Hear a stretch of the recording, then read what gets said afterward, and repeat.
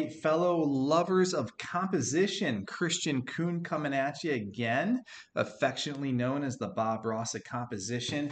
And I have an absolute doozy for you today. This one's great, especially for the haters of composition. This is a high interest topic. Change my mind, the NFL is rigged synthesis essay.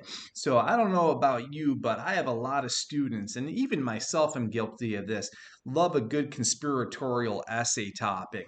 So in this round of videos that I'm going to make, I'm stealing Stephen Blake Crowder's playbook. And if you don't know him, he's one of the gentlemen that sits in Central Park and he goes to various places and he sits at a table and he drops a tapestry that says, "Change my mind."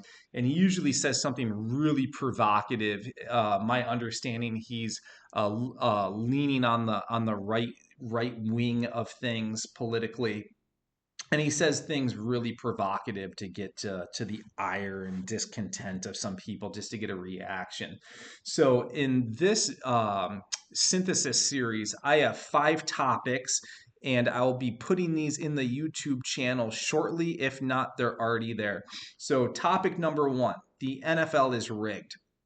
Topic number 2, TikTok kills brain cells. Topic number 3, change my mind, today's music is garbage.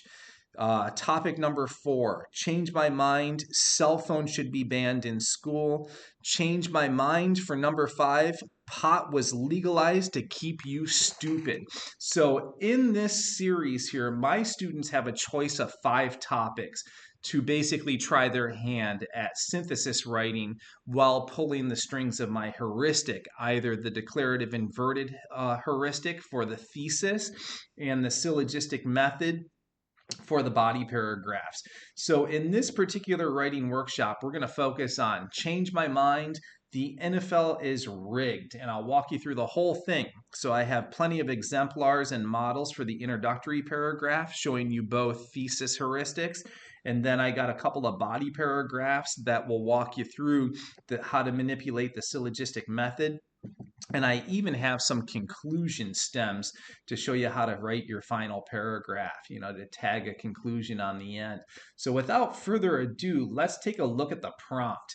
And my prompts for these tend to be, I think teachers would say, rather ubiquitous and vague. And I want them to be this way for a reason. I don't want to direct students to answer in a way that they think that they're giving me answers that I want to hear. I hated that as a college student in particular, writing papers, and I would have to regurgitate the professor's point of view in order to get a good grade. I don't want my students doing that. I want them to have authentic thesis statements and to get passionate and enlivened by the topic. So here is my prompt. It says, Stephen Blake Crowder is at it again. He just rolled up to your tailgate party with the following signage: the NFL is rigged. So my students study Aristotelian modes of argumentation. So in this one, they're going to defend, challenge, qualify, or refute Stephen Blake Crowder's assertion that the NFL is rigged. Now, they also need to use a minimum of 3 sources because it is a synthesis essay. Let me throw out this caveat to you. So I'm teaching this to on-level juniors, and we have a lot of research requirements in our curriculum maps. So I put together a source packet. I think I have 5 articles. And most of my students said, Kuhn, we don't like your articles. They're too front-leaning, and we want to do our own research because, in particular, the boys that tackle this prompt are very wedded to their particular football team. They feel like their team's been slighted, or their team has, been leveled with an accusation, and they have a very passionate, fervent stance on that. So I left the research to my students by and large. And if teachers are watching this, I would recommend you do that as well. Before we hop into the meat and potatoes of this, Please subscribe to the new channel. As you know, it's called Kristian Kuhn, the Bob Ross Composition. We are quickly approaching 20,000 subscribers, which blows my mind. We're doing very well, and I'm very happy with the reach that we have and the influence that we have. It delights me that students across the nation and even teachers are using my heuristics to tackle their compositions. So in the links below, I have the slides for this particular writing workshop if you want them. They're there for you. And I also will put links for the articles that I gave as an option to my students. And again, just that caveat, have them do their own research. It's actually a better essay will be written if students choose their own articles, because they have ideas going into this. So the first question becomes, as always, so how do I write the introductory paragraph? And as always, I'm always saying this. You got to Bob Ross your instruction in order to demystify this process. Otherwise, you're going to have students looking at, a blank screen or a blank sheet of paper saying, how do I do this? What does teacher want? And there's no guessing game. Good writing is good writing, right? Ultimately, all we need to do is students, you need to think cogently on paper. So that's what I'm going to do. A la Bob Ross, I'm going to get to my canvas and my easel, and I'm going to paint 4 introductory paragraphs for you. 2 will have the declarative thesis heuristic, and 2 will manipulate the inverted thesis heuristic, because in synthesis, you can go either way. And then I got a couple of body paragraphs that are written while employing the syllogistic method heuristic. And then I wrote a couple conclusions as well for you. So strap in, saddle up, and I will walk you through the whole process from start to finish. So by the time that we get to the end of this video, you should perfectly know how to write this essay. All right, let's talk about the declarative thesis. So in this, I have a little bit of a training wheel. All right, it's kind of like a cheat, a hack, if you will. And again, depending on where you're at in your level, your compositional level, I would advise you to, use the training wheel, use the scaffold, or say, I'm beyond that, Kristian, I don't need it. So in order to articulate the thesis, I'm having my struggling, emerging writers do the following hack. Say Stephen Blake Crowder. Because when you say Stephen Blake Crowder, you're going to get to the thesis statement. So you would say, Stephen Blake Crowder is 100% correct in his assertion.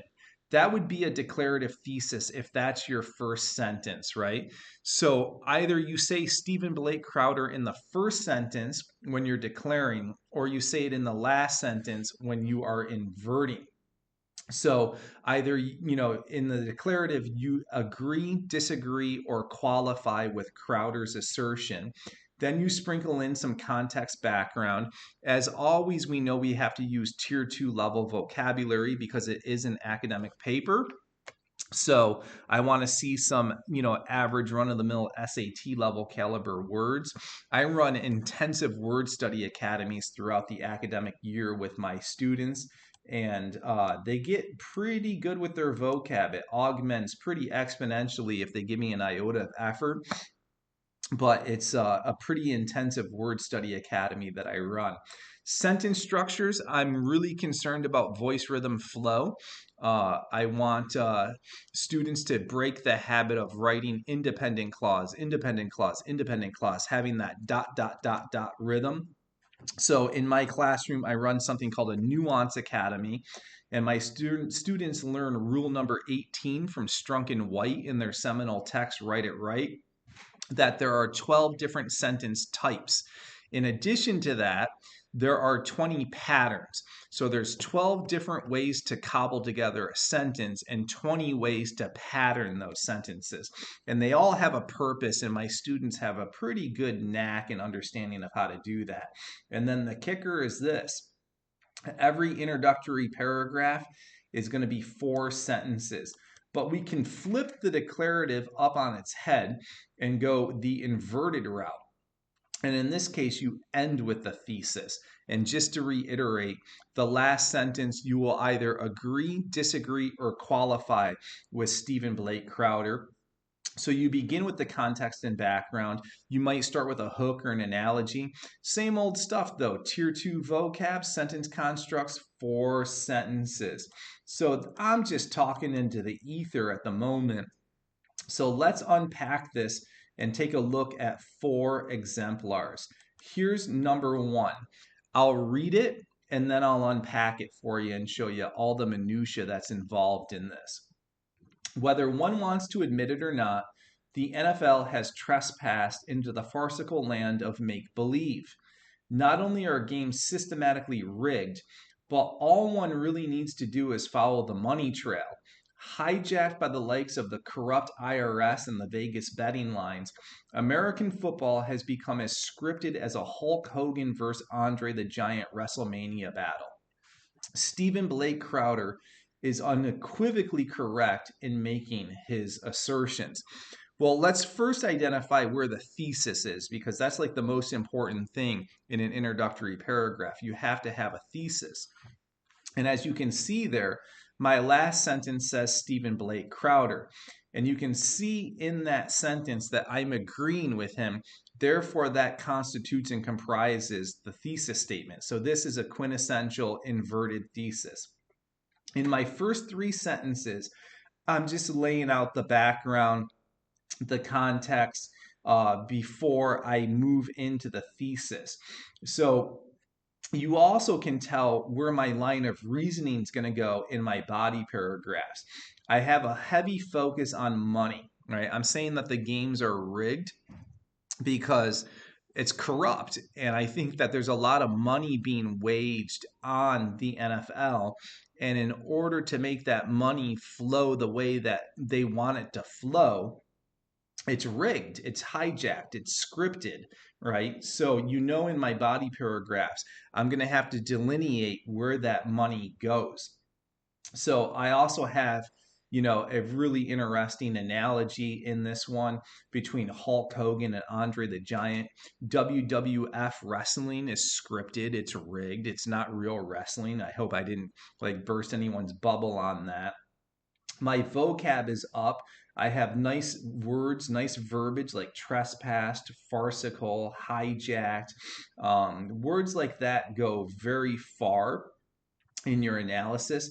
I see unequivocally in there as well. So you want to keep your vocab up, but you got to stay in your wheelhouse. You got to stay in your lane. Don't sound forced. Don't sound contrived. Don't sound pretentious. The idea is not if you use $1 million words that somehow you're doing good writing. You got to stay in your lane on that. And then all of my sentence constructs are varied. One rule that I give my students is this: don't parallel your syntax, especially in the introduction. So look at the sentence that you just laid down. The sentence that follows it, don't parallel what previously came before it. And that's a good little hack or cheat code to make sure that you got voice, rhythm, flow. So that might be confounding. Students might be scratching their heads saying, I don't get it, Kristian, show me again. That's why I always model 3 or 4 times. So here is number 2. I'll proceed the same way. I'll read it and then I'll unpack it to you. Not only are Crowder's comments outlandish, but they are categorically incorrect. The fact of the matter is this: the NFL is at its zenith because there is so much parity in each division. Games are not rigged. There are quite simply slews of nail biters week in and week out because the teams are so evenly matched. While games certainly are not scripted, they are, however, subject to the occasional officiating error. So where's the thesis, right? Where's Waldo? First sentence, I say Crowder. And you can see there that I'm disagreeing with Crowder. I, in fact, say he's categorically incorrect. So that, again, comprises the thesis statement. After that, I just give the context and background, but I'm setting up my line of reasoning. So in one paragraph, or maybe more than one paragraph, I need to discuss parity in the divisions. So maybe I'll tackle a couple of divisions and elucidate that, unpack it, and show how the teams are evenly matched. Another paragraph is going to have to talk about the increase in officiating errors in recent years, especially this year in NFL football. There seems to be a lot of officiating errors that are leading, the conspiracy theorists to say, oh, it's rigged, it's scripted. So that's where I'm going. Vocab is up as well. I also am doing some nice things at sentence level. So you can see in here that I have a dash and I actually have a semicolon. That's something even at the AP level. When I look at College Board sample papers, a lot of students don't know the basics of grammar, punctuation, and syntax. And my students have that stuff pretty well pegged down, right? And again, with this one, exactly 4 sentences. All right, I promised you 4. Yes, you can do this. So it's very easy. Let's take a look at number 3. I'll follow the same protocol. Read it and then unpack it. Here it is. While Crowder has been known to make some rather moronic assertions in the past, he's right on the money in stating that the NFL is rigged. All one really needs to do is follow the money. Unfortunately, America's most popular sport has hopped into the bed of big business, Vegas, and even the IRS. What quickly rose to become our nation's favorite pastime has now become a scripted affair that favors the team with the most amount of money to make. And that's it. All right, let's find where the thesis is. I spy with my little eye that Crowder's mentioned in the first sentence. And you can see in that sentence that I'm agreeing with Crowder. Therefore, that's the thesis statement. Vocab is nice. I have words like moronic, assertion, right, in there. What else do I have in there that I see? I kept this one kind of basic just to simplify things. And that's about all I see. The sentence constructs are simple, but you can see that each one is varied. I have no parallelism in there at all, and it's 4 sentences. All right, I promised you 4. Let's paint it back again and take a look at the 4th exemplar. While one might like the drama and flair of professional football, nobody wants to see an event that is completely rigged. And that is not a thesis statement, right? I'm starting with the context and background. Therefore, I'm expecting to see Crowder's name creep up in the 4th sentence, right? So this is going to be inverted. So I promised you 2 and 2. But in recent years, watching NFL games has become closely akin to seeing a Shakespearean script unroll in which Hamlet kills Polonius. It's predictable and in the script. Whether it be officials blatantly turning a blind eye or players blundering to earn the Vegas back end of things, the fact of the matter is this: the game is no longer legitimately being played. Crowder is correct in his assertions. The whole league is a sham. Sentence structures, I'm doing some cool things. I used a parenthetical statement. I have a colon. I have a dash, right? So good voice rhythm flow throughout these 4 sentences. Vocab is up. I like words like flair, akin. I even like the Hamlet and Polonius analogy there. And all of that is going very well for me. So, and again, exactly 4 sentences. So students, good place to pause, write your introductions. Big thing, don't hoard it to yourself. Have other students look at it. If you're writing with a teacher, have your teacher look over your shoulder and make sure that you're square and doing the basic fundamentals. All right. So the next question is this, because we still have a ton of canvas left to paint. All right. We still have our body paragraphs to do. So the question becomes, so how do I write the body paragraphs? And my answer is always this: syllogistic method. Let me give a quick cursory overview of this so that you can have a functioning, working understanding of it. It's rooted in the Aristotelian tradition, comes from Aristotle. Aristotle ran a school called the Lyceum, And the townsboys would go there to learn about polemics, oration, debate, wordsmithing, word wrangling. And if you get into some of the seminal text of the Aristotelian tradition, you have one in particular called Plato's Republic, in which the essential question is this: what is justice? And the philosophical think tankers, the scholars, the philosophers would step up to the proverbial mic and they would drop their definition of what justice is. And Aristotle noted, hey, some students are exceptional at this. Some are men, some can't hold, an argument together. Composition teachers say the exact same thing. So Aristotle studied the inner machinations of the really good orators, the kids that could argue well, and he had a eureka moment one day and he said, aha, I got it. The really good speakers, the really good arguments are mathematical, they're calculative, they have a methodological approach in how they proceed from top to bottom. So he made a heuristic himself, like a formula, and it reads like a math problem where you go from premise one, premise two to the conclusion. So if I were to say to you, premise number one, arsenic is deadly, you would all nod your head and say, yep, Kristian, you're 100% correct. If I follow it up with this, premise number two, my dog ate arsenic, we are going to deduce logically, uh-oh, Kristian, that's not going to bode well for your dog. Your dog is going to die. That is known as a syllogism, right? There's three parts to it. So how do we morph this into a heuristic to tackle our body paragraphs? Well, we're going to have three parts, and it's first premise, second premise, conclusion. So let's define these things. First, a syllogistic body paragraph is going to be about 10 to 12 sentences. That's what you're aiming for. So it's a very active paragraph with a lot of support and analysis. We know that we need to use three sources throughout the essay. So this is the part of the essay where we're going to quote and paraphrase. But first, let's unpack what the first premise is. I call it an argument containing a why reason. So up top in the thesis, we just either agreed, disagreed, or qualified Crowder's assertion. Now we have to say why we are leaning in the direction that we're leaning. This is going to take 3 sentences, and here's why. All right, so I want it to be exactly 3 sentences.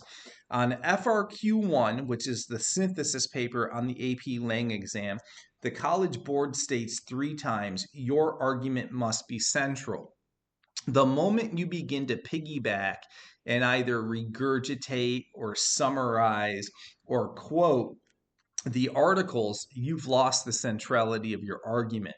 So to really make sure that you're arguing and meeting the demands of the assignment, I like my students to take 3 sentences. The 4th sentence is where the second premise is introduced. And this is where you want to teeter-totter balance the quoting and the paraphrasing. But you got to keep the promise of the first premise. That first premise is, we're going to break it down into the language of a promise in just a second. I'll model that for you. But the kicker is this. Paragraphs need to be concluded. So this is going to take the form of textual analysis, and it's our link back to the prompt, the echo to the thesis, and keeping the promise of the first premise. And again, all of that is going to take 10 to 12 sentences. All right, question is this. So Kristian, you talked into the ether there a little bit. How do I write a first premise? I got you covered. I have a training wheel for this, a scaffold, especially if this is your first crack at writing a syllogistic body paragraph for the purposes of performing argumentative synthesis. So I have found over the years that if a student states the reason why in the first premise, they will articulate a why argument. So I have a couple approaches to this. The first is there's a clear reason as to why. So if you're going with a singular reason, sometimes students have a couple of reasons, and you can say there are a couple of reasons why Crowder, and then just finish it. So here's an example. Here's the full 3 sentences of this. There are several reasons why Crowder's claims are untrue and off the mark. First, unlike at any other time in the history of the NFL, there's a remarkable degree of parity between the teams. Second, Vegas has nothing to gain by throwing games. This is not how the profit shares work. So I call this the enumerated approach. Do you see how I say first and second? I'm kind of numbering or listing as I go. What's the promise of the first premise? Well, if we break down where I say first, right, I need to talk about parity in the league. So I need quotes and or paraphrases that show the parity between the teams. My second, if we unpack that, is the money trail and the idea that Vegas actually has nothing to gain if they rig or script games. So those two things I need to do in my in the rest of my body paragraph. So here's the kicker. First premise, 3 sentences, argue the why reason. So here's something that I do after I have written my first premise. What I do is I go quote and paraphrase hunting. I need to get all my quotes and paraphrases aligned in order to keep the promise of the first premise. So the quotes need to be germane, the paraphrases need to be germane, and that's how I'm going to keep an intact line of reasoning. So let's go to the fourth sentence. Or sorry, actually, I did another first premise for you just to really demystify it. So here's a second first premise, and then I'll show you how to keep the line of reasoning and weave in all the quotes and or paraphrases. So here it is, and I'm taking the training wheel off of this one. The amount of evidence that has accumulated over the past 2 seasons is reason enough to believe in the fact that the NFL is rigged. So I said reason in that, right? So therefore, I'm going to drop a reason why. Beginning with the AFC playoffs in 2022, followed by 3 games this year that saw the officials make bum calls in favor of the Kansas City Chiefs, it is clear that professional football in our country is largely compromised. In breaking down the evidence of these case studies, the passive observer can only conclude one thing. Far too many games are following a pre-written script. What's my promise? Well, I need quotes and or paraphrases that get to the heart of the matter with looking at the 2022 AFC playoffs. So I have to talk specifically about those games. And then I also will need to talk about this year in terms of the 3 games that went in the favor of the Kansas City Chiefs, right? So now we move to the second premise. And I need my support and analysis. I need quotes and or paraphrases for what I just promised. And you can see on this slide that the second premise requires a little bit of space, right? You got to quote and or paraphrase a few times because I got a couple of promises that I made. So fourth sentence begins the second premise, and I usually start quoting and paraphrasing right away in the fourth sentence. So look where I go. From a financial standpoint, it makes sense that the NFL would want to see its most lucrative franchises, the Dallas Cowboys and Buffalo Bills, spearhead the playing card for Super Bowl weekend, both from a betting and viewership perspective. And I got that from source B. Well, let's talk about how I embedded my quote there. I use something called the 5-word rule. And if you place a minimum of 5 words in front of the quote and keep the quote relatively small, it should sound conversational. You may need to bracket, which I have examples of in a few of the quotes I have down in the rest of this syllogism. So when you quote, you have to analyze. So I'm talking about the Bills and the Cowboys here, right? Being the teams that are going to be in the Super Bowl. And for these reasons, it makes sense that with 1.7 seconds left, 1 minute, 7 seconds left in the 2022 AFC Championship, do you see I promised you that in my first premise, a focus on that? So now let me go get my quote or paraphrase. The bought and paid for referees rigged the game in the favor of the Cowboys with 4 consecutive blown calls that tilted the game in their favor. And you can see there I needed to bracket. So I took from source B again. I've used B twice, so I got to ditch it, right? I don't want to over rely on one source. I quoted, I got to analyze. In breaking down the deciding play of the game, video evidence is clear. The refs neither penalized the Cowboys for delay of game nor offensive pass interference. Consequently, the Cowboys had a clear path to the Super Bowl, which yielded the league a $3.8 billion difference in revenue had the lowly Jacksonville Jaguars won the game. Source D. So again, you can do a blend. And this is what I want my students to do. Teeter-totter balance the quoting and the paraphrasing. Don't do one far more at the expense of the other. Likewise, the same goes for the Chiefs this year, right? And I promised you that I would talk about the AFC playoffs of 2022 and the Chiefs this year. So I got to keep true to my promise. Just last week, as a case in point, not only Vegas odds makers, but even the IRS stood to lose billions of dollars had the Jets pulled out a victory. Source A. Quote, analyze. Yet again, the officials did not call a forward lateral on the Chiefs or 3 offensive holding calls on their final drive.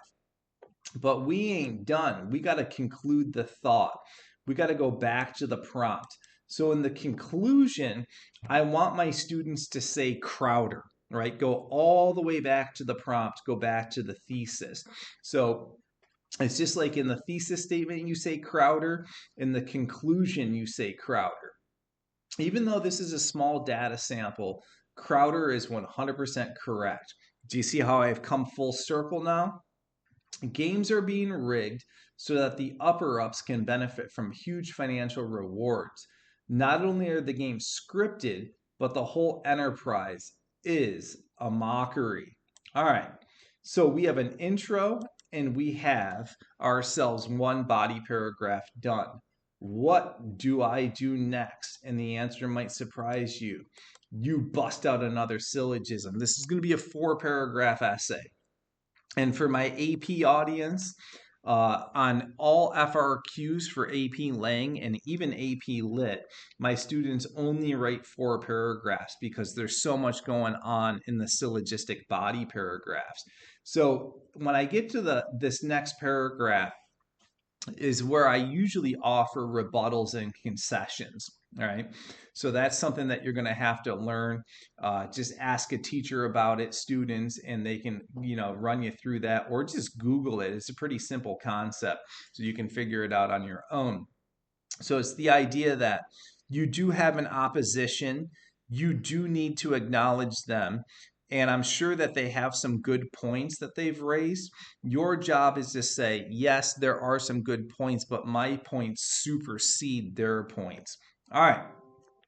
That's how you would do the 3rd paragraph, the 2nd body paragraph. We got to wrap the essay up and throw a conclusion on it. There are some stems that my students use that nicely encapsulate the end here. And I tell my students the conclusion paragraph is kind of like the grand finale of a fireworks display. You're going for the big theme. You're going for the big truth. So stems that say something like this work well. Simply said, evidentially, in no other words, when it's all said and done at the end of the day. And my conclusions usually take 3 or 4 sentences. So let me flesh one out for you. Another stem that we use is in a global sense, comma. So look what I do here. In a global sense, comma, there's little to no evidence to suggest that the NFL is rigging games in favor of one team over another. Sure, while there's plenty of poor officiating, this cannot be construed as throwing games for nefarious reasons. In fact, the NFL is the best it's ever been, with teams of equal merit and skill battling it out each week, and an abundance of fervent support from its fan base. And that's how I would do the entire essay. Intro, 2 bodies, conclusion. All right, I'm signing off. Happy teaching, happy writing. If you need to reach out to me for any reason, you can feel free to drop me a line at teachingwritingcoach@gmail.com. I'm also a lead teacher for the National Writing Project. I also present quite a bit throughout the course of the year for NCTE, the College Board, Perfection Learning, and you can stay abreast of my comings and goings at my website, which is teachinghowtowrite.com, www.teachinghowtowrite.com. I got some free resources on there. Most of the PD is for free, some is for a nominal fee.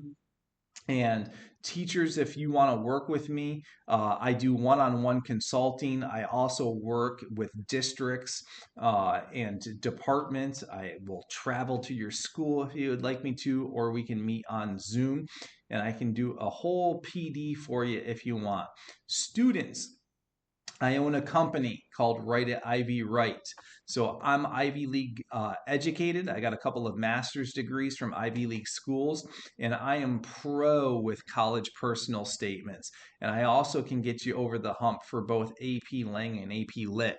Been teaching for more than 2 decades, and I have a pretty good knack for getting students to qualify the exams with ease. So if you want to work with me, I'll be happy to be your tutor. Write at Ivy Write, drop me an email, and we can talk specifics. All right, that's it from here, sports fans. I'll see you in the next writing workshop.